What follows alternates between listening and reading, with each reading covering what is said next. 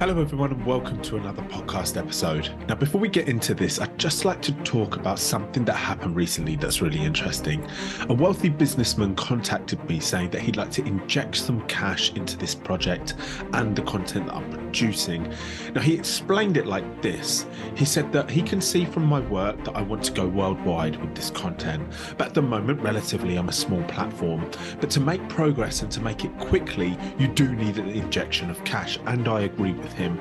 I do need to update the website, the branding, and all the logos, because I actually created those around 3 years ago, so they're outdated now and they don't actually serve the way we talk about these platforms, including the separation of Jeremy Indica and Something to Say, which is a story within itself. So I was actually really excited to be approached by this man, but unfortunately the conversations just naturally fizzled out and he's no longer in conversation with me. But I was very, very thankful that I attracted this type of attention from somebody who was willing to put their money into something that they believed in. Now, this is great for me. It shows me that we're working hard, we're working smart, and this content is evolving and reaching a varied amount of people. So we're going to continue with that. We're going to continue moving forward because, as I always say on this podcast, anything is possible, and I believe that we can achieve it. Thank you.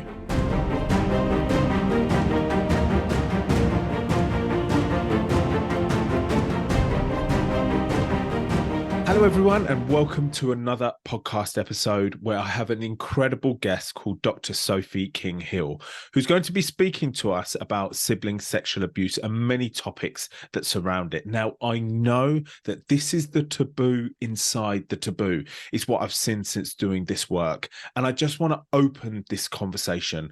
I think it will relate and arrive at so many people's table that would be interested in this, or maybe they've even gone through it. So let's start this conversation off. Thank you very much, Sophie, for coming onto my podcast. Okay, thanks for having me. Brilliant. And could you just introduce yourself to everybody listening, please? Yeah, so my name's Dr. Sophie King-Hill. I'm an associate professor at the University of Birmingham. So I'm an academic, not a clinician. I think that's really, really important to point out. Much of my research centres around sexual behaviours of children and young people that goes from the healthy all the way up to the harmful.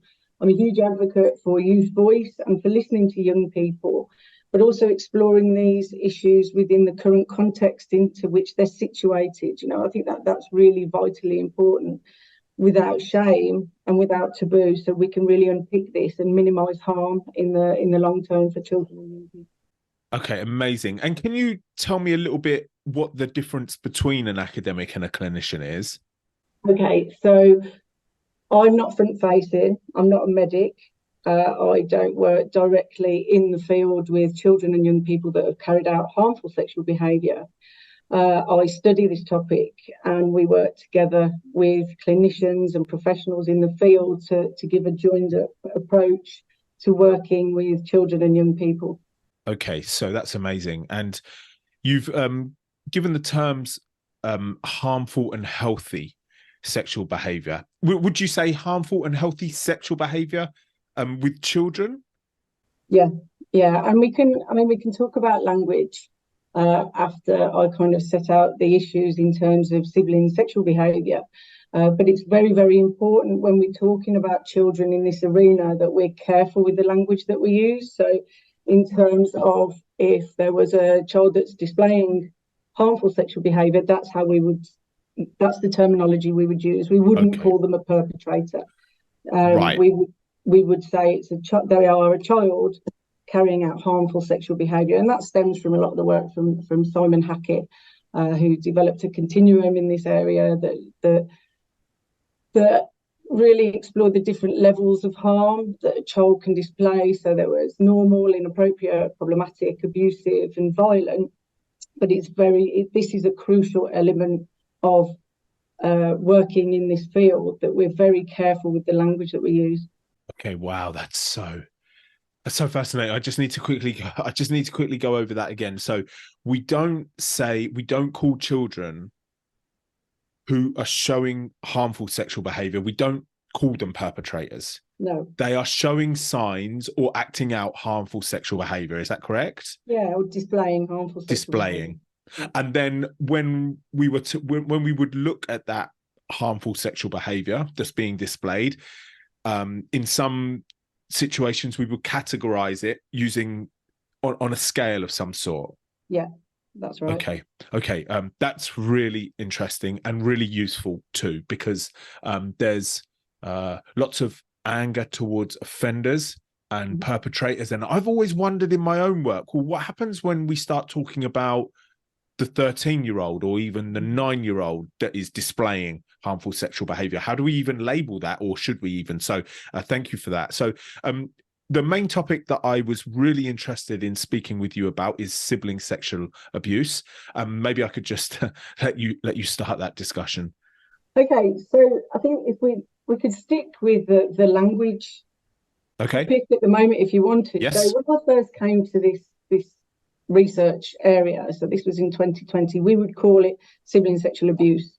I led half of the Home Office funded National Sibling Sexual Abuse Project with Professor Kieran McCartan from the University of the West of England.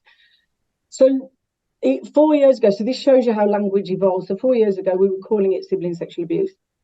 However, there's been a lot of thinking that has gone on in this arena over the last 4 years. And a term that's been advocated by the CSA Centre and by Stuart Allardyce and Peter Yates, who are the leads in this area as well, is that we need to start calling it sibling sexual behaviour, because again, it exists on a continuum. And Allardyce and Yates they merged the Hackett continuum with this line of thinking with sibling sexual behaviour, and have now looked at it on the scale of developmentally appropriate, inappropriate, problematic, and abusive. So again, we've got to be really aware of the language that we're using, but it's also something to consider that language will always evolve. So whatever we're calling something now, we've got to be aware, especially when we're talking about children and young people, that in 5 years' time we might not be using the same terminology, and we just have to accept that as a society. The more we learn about a topic, the more the language we use will evolve. However, language is vitally important when working in this arena, because it has to be a restorative approach. And this is advocated by the CSA Centre, Lucy Faithful Foundation, Thriving Survivors. There are a lot of different organisations that recognise that when sibling sexual behaviour exists within a family setting, it always has to be restorative. The approaches always have to be about healing and moving forward, rather than punitive measures and retribution. Okay, wow. So that's another terminology that is I think so much better, isn't it? Sibling sexual abuse and sibling sexual behavior. But my question then is, if we're going to say that it's not abuse because it's a child displaying that harmful behavior, do we ever think about, or should we be also, I'm just trying to think about how that wording would land.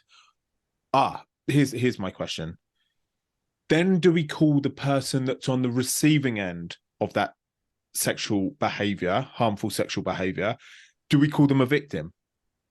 It's the child who has been harmed. Yeah. So in terms of sibling sexual behavior, it can be abusive. Okay, so that's at the other end of this spectrum that we're thinking of. So it can be abusive behaviour.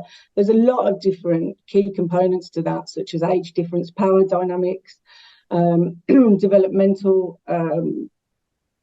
where they are developmentally. Yeah. So there's lots of different factors. So I'm not saying sibling sexual behaviour can't ever be abusive and violent. It can, but it can also be on the more inappropriate end of the scale. So we've got to think of it as this spectrum of behaviours that range from the abusive and violent all the way down to inappropriate. Right. And could you give me an example of what an inappropriate sexual behaviour would be? Would that be stemming from the child's natural curiosity? It can be. I mean, this is an emerging research area, that we know very little about sibling sexual behaviour. I think there's something else to keep in mind as well, especially when we're considering children and sexual behaviours. Quite often it might not be for sexual gratification. Right. There might be intimacy needs, there might be connectivity needs, but also Wow. with the influence of outside factors, it might sit within um, a wider environment of family dysfunction. Wow. So the behaviour is not seen as bad. That we also have to have the pornography discussion about how that's influencing children and young people. And we've recently been just starting to look at pornography and step sister, step brother, porn, and what that's doing to young people that might be predisposed to these behaviours. They have ready access to their siblings, and then they're being informed by this type of pornography. And it seems to be escalating in popularity. I can't believe it. I just feel so sad about the pornography discussion when it's readily available to minors, and it's all on their phone, and they can consume as much of this thrilling, absolutely captivating material before they've even had sex, before they've even kissed a girl. Yeah, absolutely. But the thing is with pornography, I think sometimes the discussions in wider society have got it a bit wrong.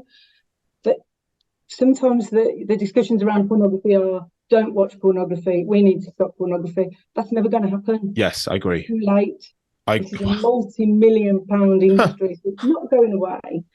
Children and young people, you can't take away their smartphones. That's just not going to solve the problem. What you do is push it more underground. And so when they see something that upsets them, or they want to explore, there's too much shame involved, or that they don't want to come to you to talk to you about it. So there's no safe spaces. So what we've got to do with porn is take a harm reduction approach, recognise it's happening, recognise that children and young people are probably going to see pornography, whether intentionally or unintentionally, by the time they're 18, and educate them at a very young age in terms of what's out there. I had a really interesting conversation with a parent not so long ago about this, concerned about early education on pornography with children and young people.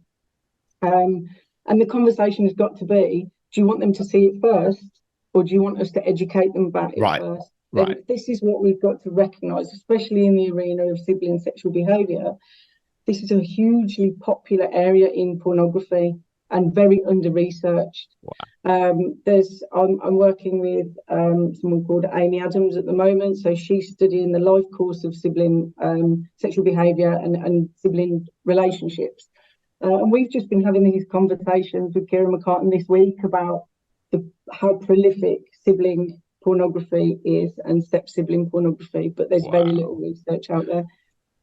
Okay, so for the many parents on my platform that will be listening to this and just becoming so afraid and worried and scared about their sons and their daughters and how they're interacting to each other, can we open up the conversation on a little bit more about what they could be aware of, or even how they can come to this kind of discussion from any angle? Yeah, I think the key thing is safe spaces for young people, whether that's in the home or whether that's at school or in a youth centre, a safe space where a young person can feel able to say, I've seen this and I want to make sense of it, rather than telling them don't watch it, turn it off, because it just pushes it underground and it causes shame, which means they won't seek out information and support, So it's key to open the conversation without shame. Okay, now to go to the next step of that, what the effects of watching that type of material or being exposed to something, or even a playground conversation that could lead a son or a daughter to do something to another son or a daughter. That just seems like such a complex situation. Even if we're talking about inappropriate sexual behavior, that's something we want to stop too, right? We want to stop the whole spectrum. Yeah. And so let's go to the end of the spectrum, that's inappropriate sexual behavior, with a conversation to young children about abuse, sex, consent, body awareness, any of those conversations already being very awkward and already, something that we want to avoid. This is even greater. And would there be anything you'd like to say about that? Yeah, I think what's really interesting, and the findings that came out of the national study that we did talks to the lack of confidence that professionals have in this field. So some of our findings were, that there has to be a whole family approach to this. Okay. Because quite often in the CSA space, the child sexual abuse space, this is very specific work with Yes. children that have been abused. However, when it comes to sibling sexual behaviour and that it happens within a family. So quite often you've got parents or step parents that love both of the children. Huh. There's your first layer of complexity. Then there's the professional anxiety that exists around this. So in the study that we did initially, we found that professionals would either catastrophize, so any kind of sexual behaviour, they would remove the child, take them out the school, take them out the family home. They would minimise it and just say, it's just play between siblings. But one of the findings that really struck me is that they would exaggerate the behaviours to access services because there's very little services. So at first I thought, gosh, that's terrible. But then I had to take a step back as a human being and think, well, actually, what would I do? What would I do if I've got this family as a social worker that needed help and support, and the only way I could access that specific support was to exaggerate the child's behaviour, which Wow. is, you're damned if you do and you're damned if you don't. It's a real complex situation for professionals to be in. But this is because of the context that this exists within. There's a postcode lottery with support. So there's some really good practice going on in the sibling sexual behaviour space. So like I said, we've got Lucy Faithful Foundation, Thriving Survivors, we've got Be Safe, we've got MCATs. But these are pockets of really good practice. And if you don't live in those areas, you're going to be working with professionals that don't know very little about this. We found that the professional confidence came from experience rather than training in the area. So there's no training for professionals, or very little, in this area. So that they were the key findings. So I think what we've got to think about when we think, how will a professional approach inappropriate sexual behaviour, we've got to take a further step back and think, actually, does the professional have any understanding of the complexities that exist around sibling sexual behaviour in terms of all of the family dynamics? And I think it's really key to mention here that it's thought to be the most common form of intrafamilial sexual abuse and behaviour. Wow. What's intrafamilial? The definition of that? So abuse and adverse sexual behaviours that exist within a family. Okay. So it's thought to be the most common form. Wow.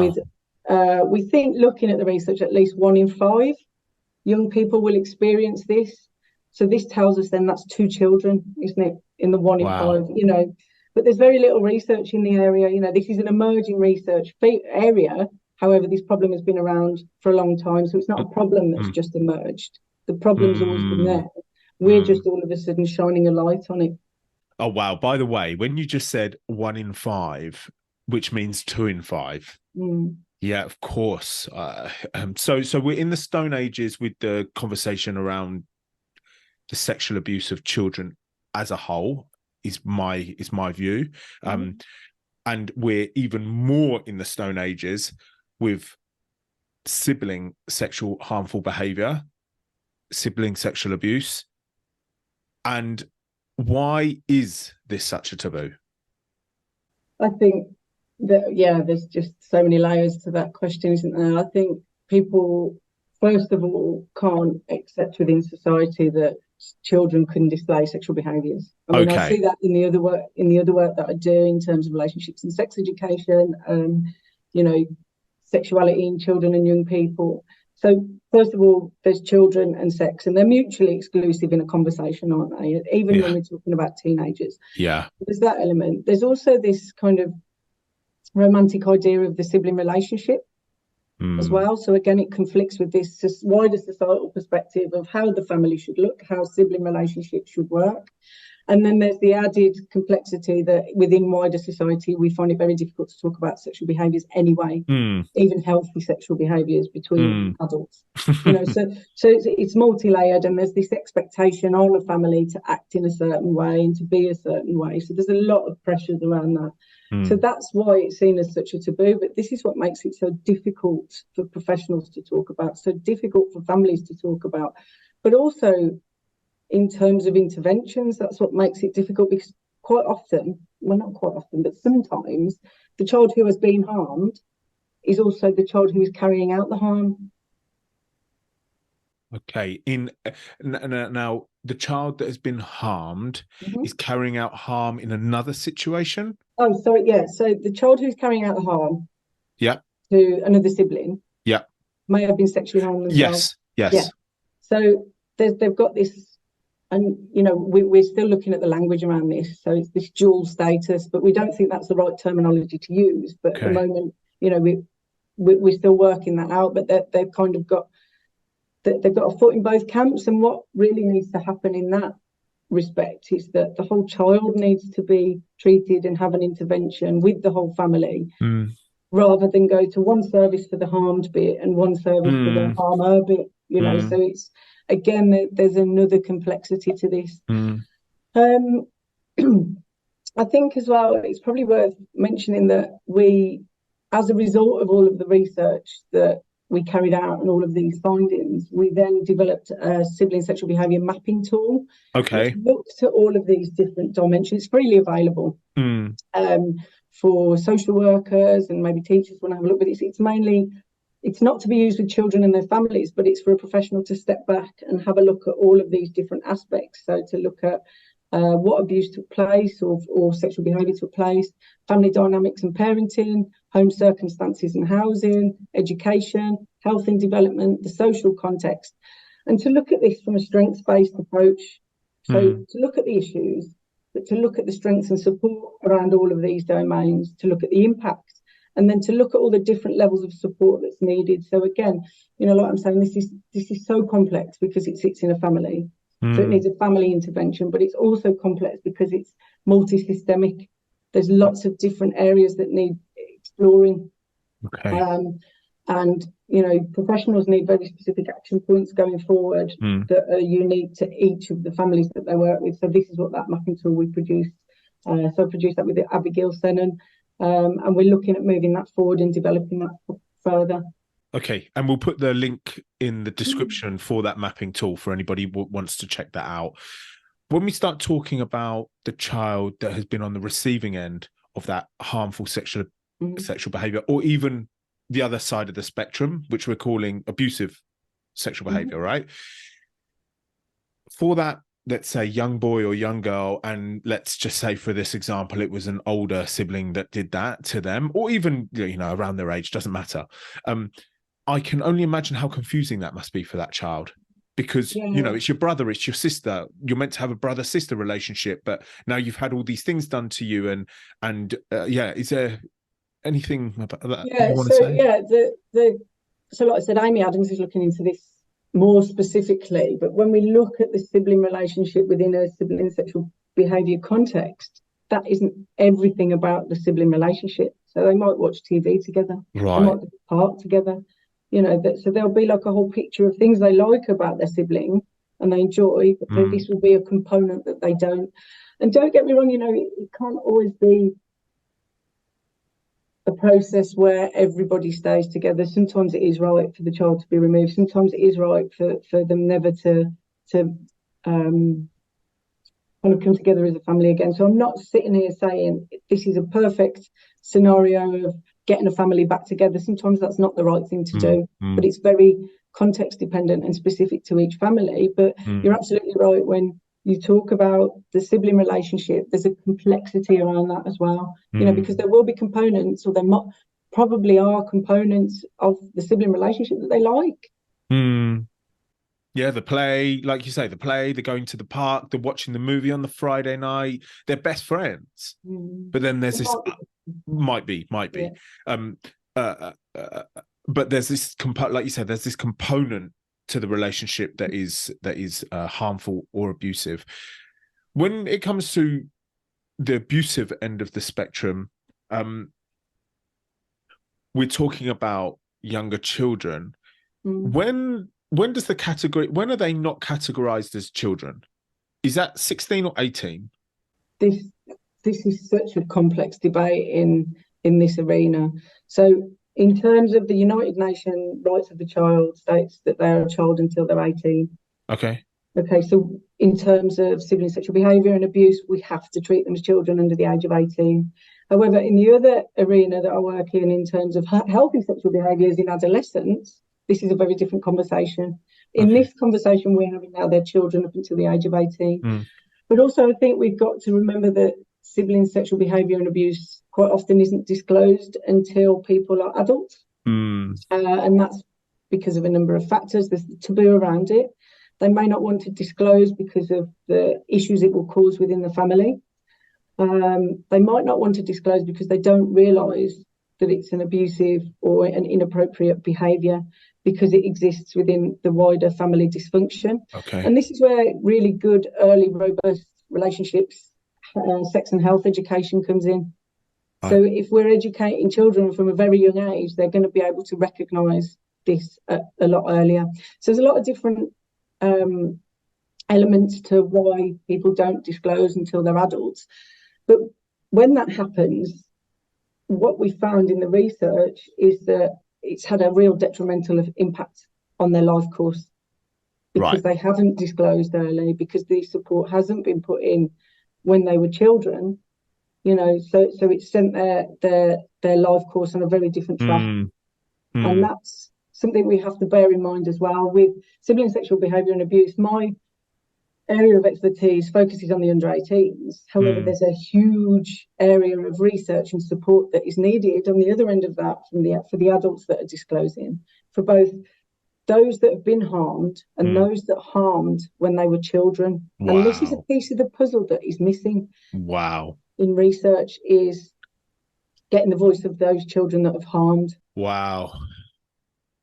Because when you think about, that's so fascinating to me, because, you know, when you think about yourself as a child, and maybe you said, there's a moment that you always remember, you said something to someone, or you treated someone in some way in class, and you were like 10 years old, you didn't even know what you were doing, you know, you didn't really understand it, and you know that, you know, that person really carried whatever you said to them. You broke their pencil in anger, or you nicked their pencil case, whatever it be. But you look back at yourself at 10 years old and you think, oh, but I just didn't know. I just didn't understand. But when it comes to sexual harmful behavior or abuse, it's almost like, you know, what are you supposed to say to someone? Oh, I'm so sorry. I didn't understand. I didn't know. You know, it's so confusing and complex. This is difficult. Really difficult. But I think the first step is understanding and acknowledging that it's difficult and that it's complex. And be led as well by those victim survivors and those that have carried out harm. You know, there's a huge advocate in this area called Nancy Morris. So she's a big driver of getting this last taboo out there in you know, in terms of conversations that people are having. And I think that's really important. It's to recognise it's complex. There's no simple solution, but we have to keep having these conversations. In my arena, we have to keep doing the research. The professionals have to keep doing the work and recognising that it's complex. There needs to be more training. But you know, it's like you said, this is really complicated, and especially it's unlikely if somebody's sexually harmed a sibling, and I'm saying unlikely, not impossible, that they will go on to be a sexual predator when they're older. Okay, so that's something we've got to bear in mind as well. But it's complex, and there's harm on all levels.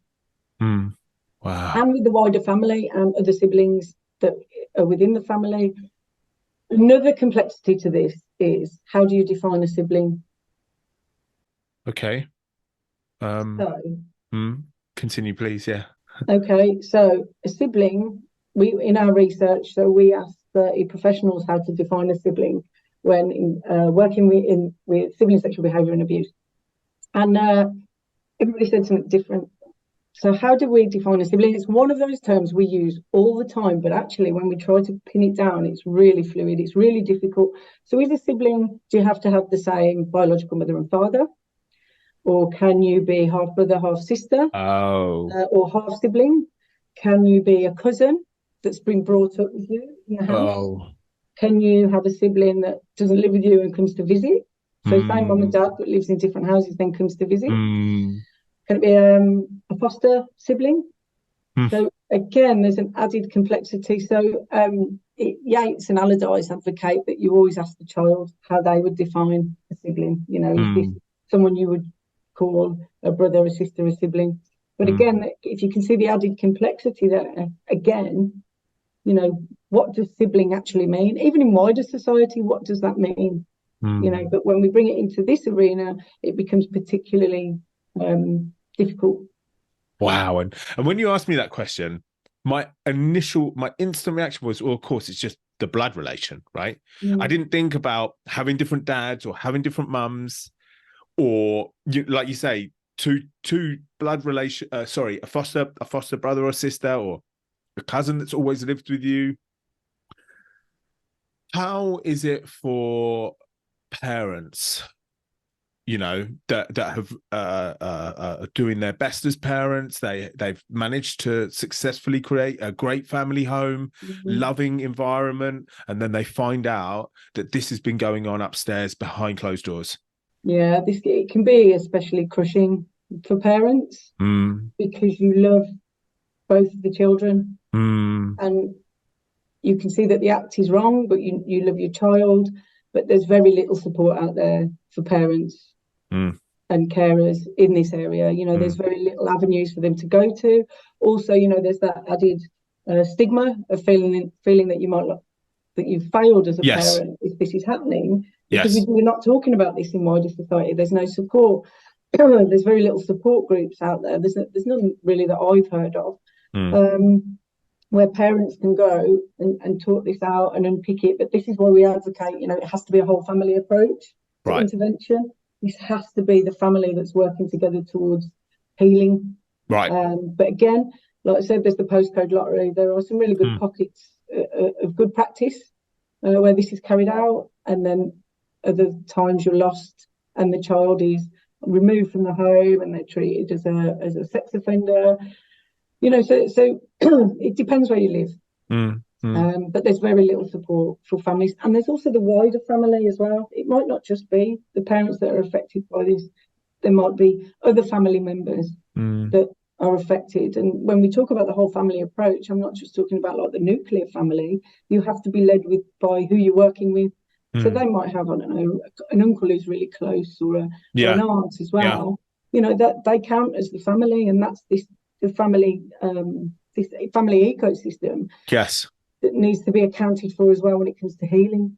Oh my goodness, I've just thought of a situation that would be absolutely horrifying. So let's say you've got your two children and you've just found out there's been harmful sexual behavior from one to another, and once that is now being investigated or trying to be organized, and the process is being gone through, then all your aunties and your uncles and they don't want that child around their children, right? So cousins, you can't have that child who displayed harmful sexual behavior. Now you're worried about that child being around any other of the children in your family. It must be so tough.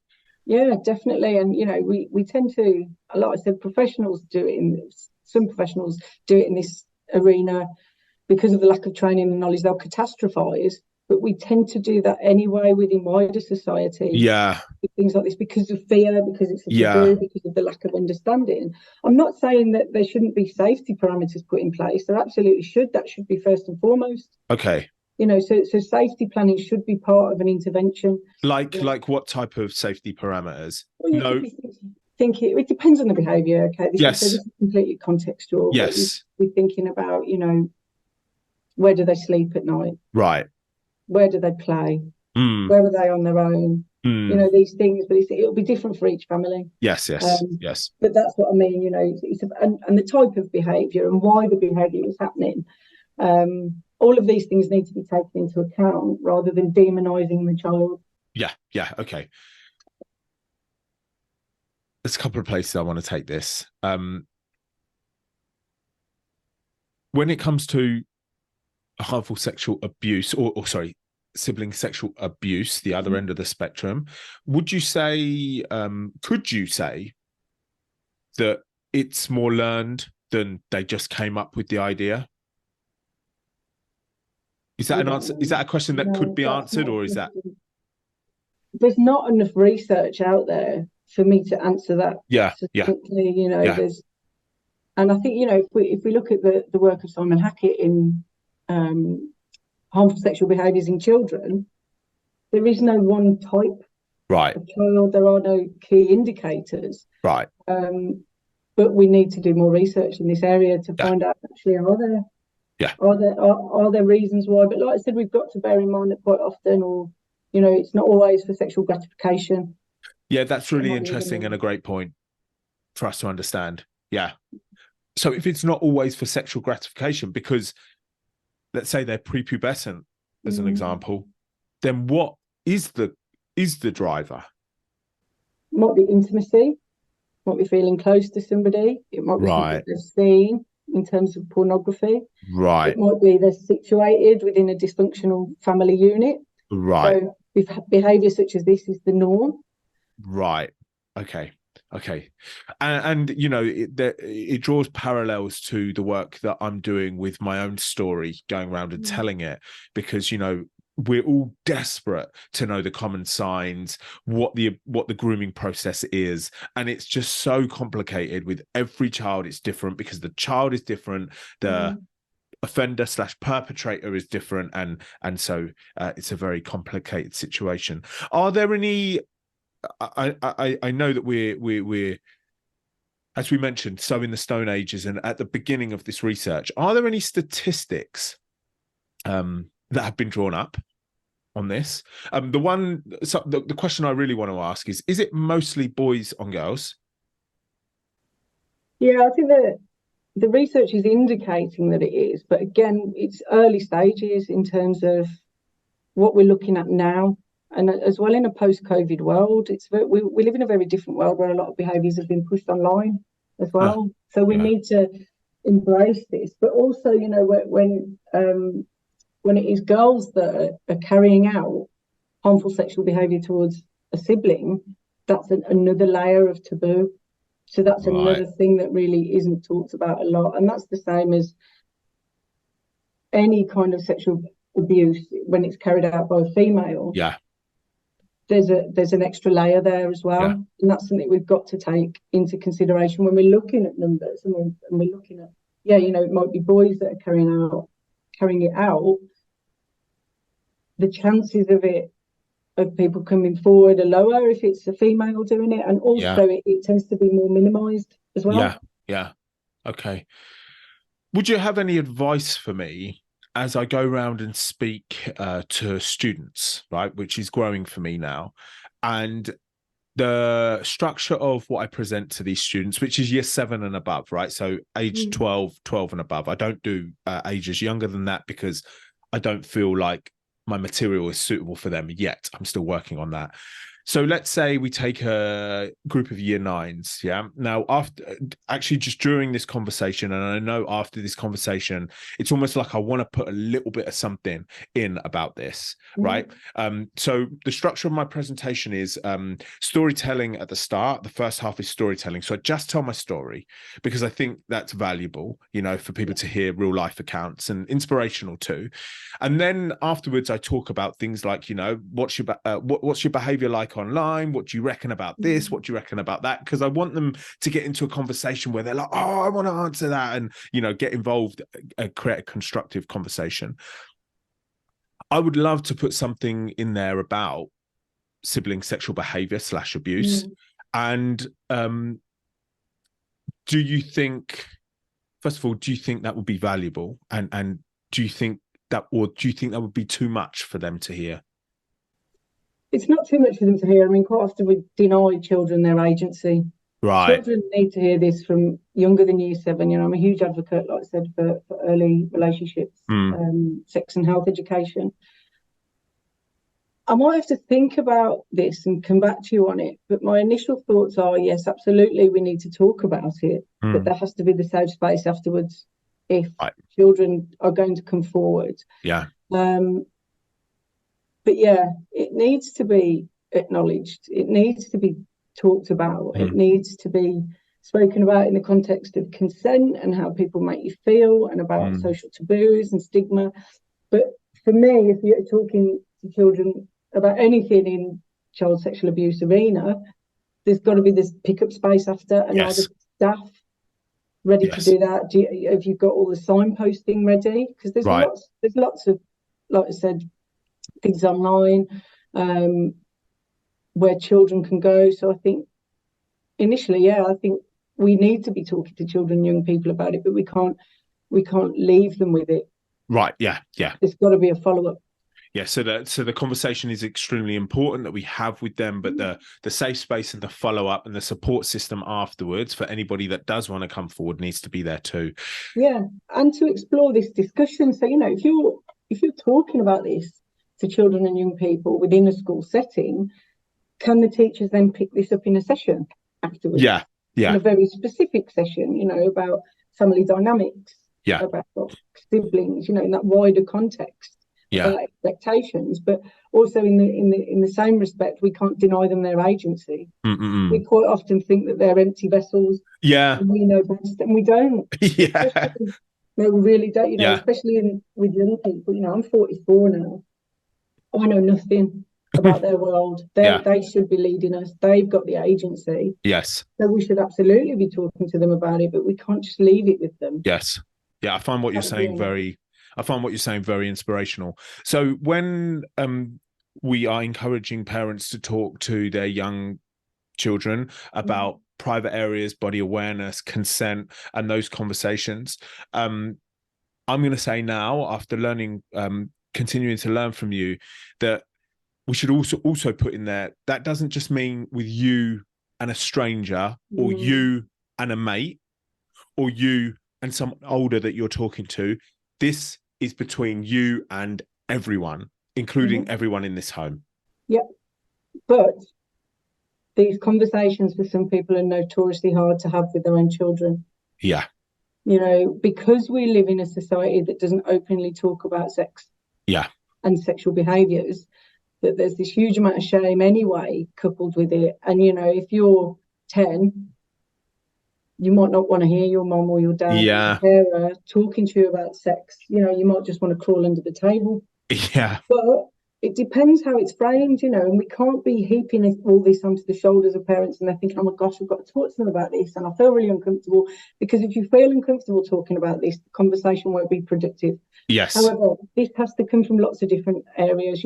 As a parent, you could go and talk to the school and say, look, I'm not comfortable talking about this. How can we work together? Amazing. How can this work in a school setting? Can you address these things? So parents can do things, even if they don't feel like they can directly look them in the eye and say, this is what's happening, this is what consent is, this is what sexual behaviour is. You've got to feel comfortable. But they can approach the school.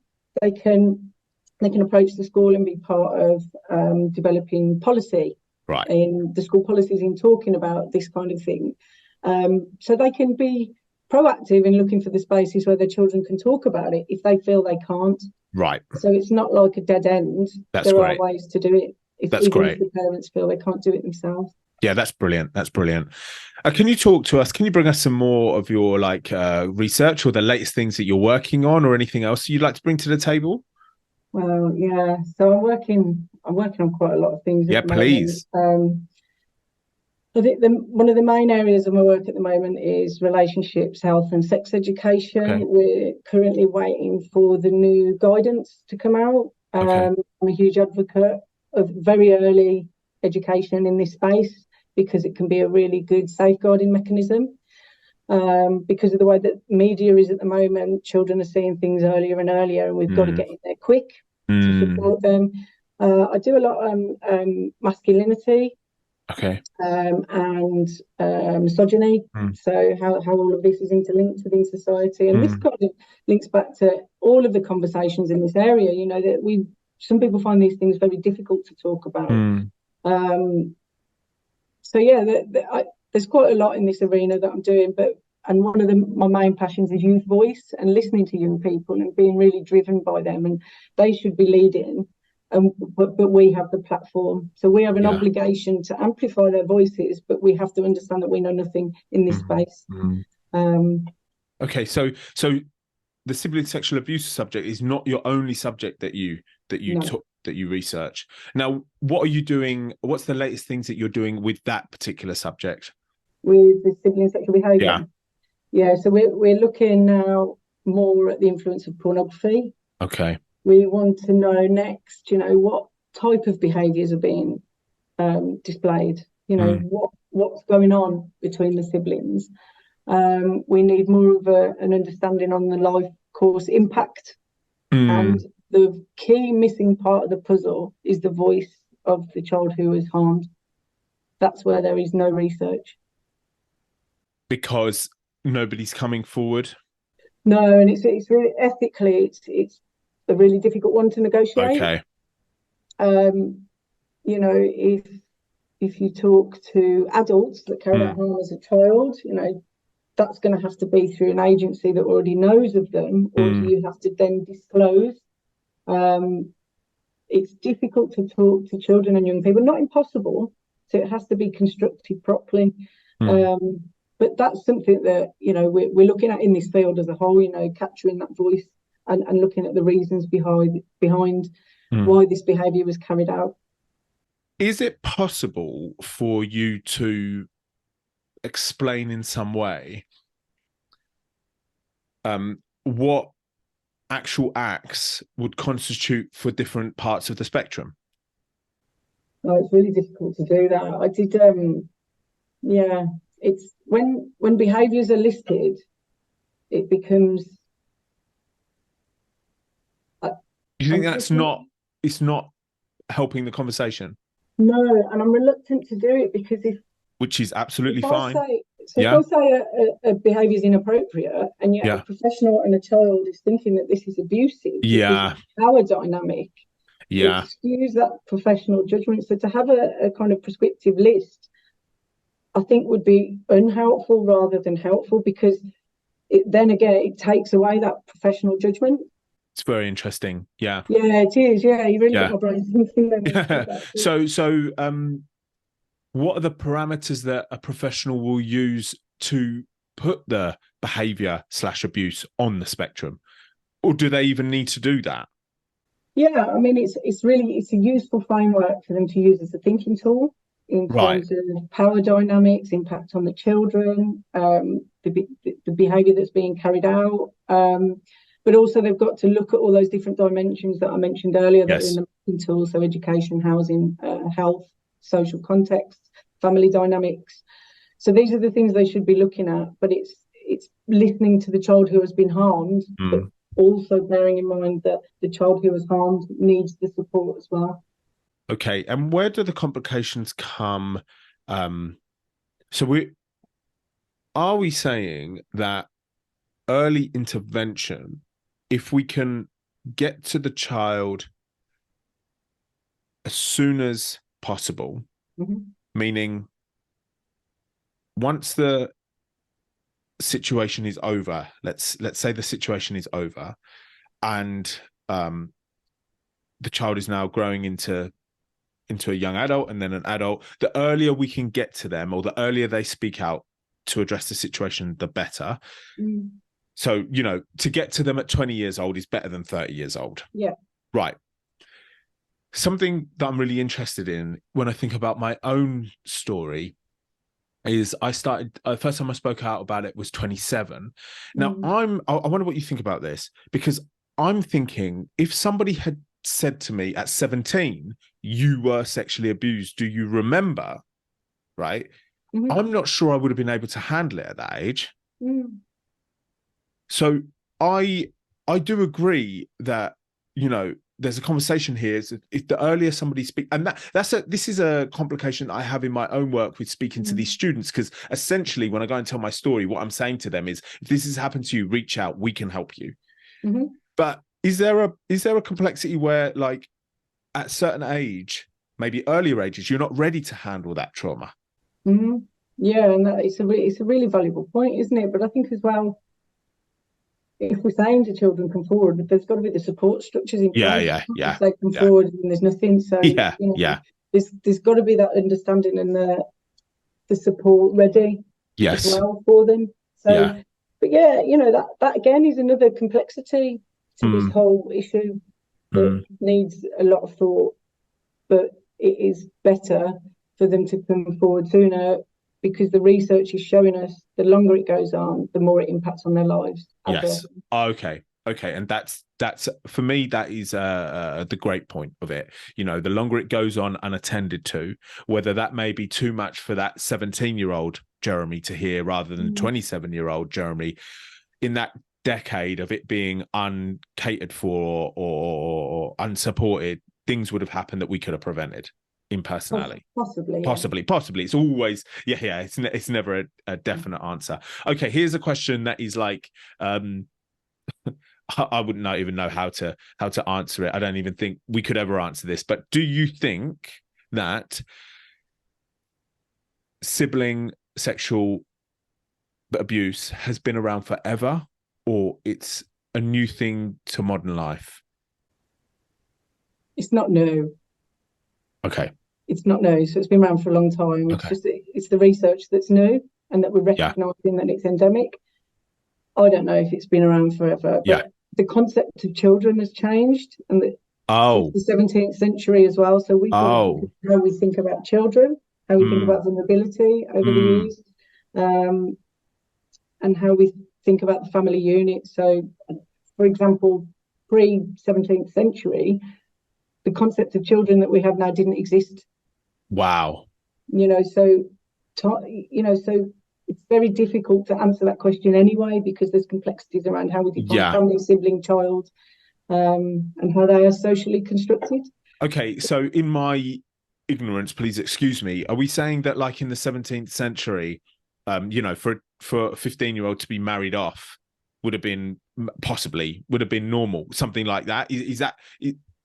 Yeah, so the concept of children overall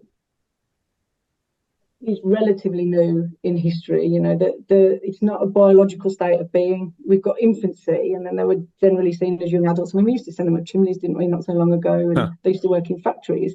So this whole perception of the child has changed dramatically. Wow. It's difficult to say, but in terms of the last 50 years, we can see that sibling sexual behaviour has been there, and it's been endemic. But now we're realising that we've got to do something about it. Okay. Is it one of the reasons why we don't want to look at this, why we just want to turn the other way? It's unbelievable that it's actually happening for us average general public that haven't got an academic interest in this, or we don't know anybody that works in this field. Is it because as adults we are repulsed by sexual thoughts about our family? Yeah. Right? So that's one of the elements, so there's the thought of children being sexual beings, so they're mutually exclusive. There's how we perceive sex anyway. Yes. And then there's the sibling and the family is seen as sacred, isn't it? And we've evolved not to want to have sexual relationships with our family, just as well, because of the mixing of the genes isn't healthy, isn't it, with families. So I think that it's multi-level. In why people really can't handle the conversation or find it particularly disturbing, and that's because of all of these different layers. Yeah, brilliant. Is there anything else, Sophie, that you would like to talk about that we haven't covered?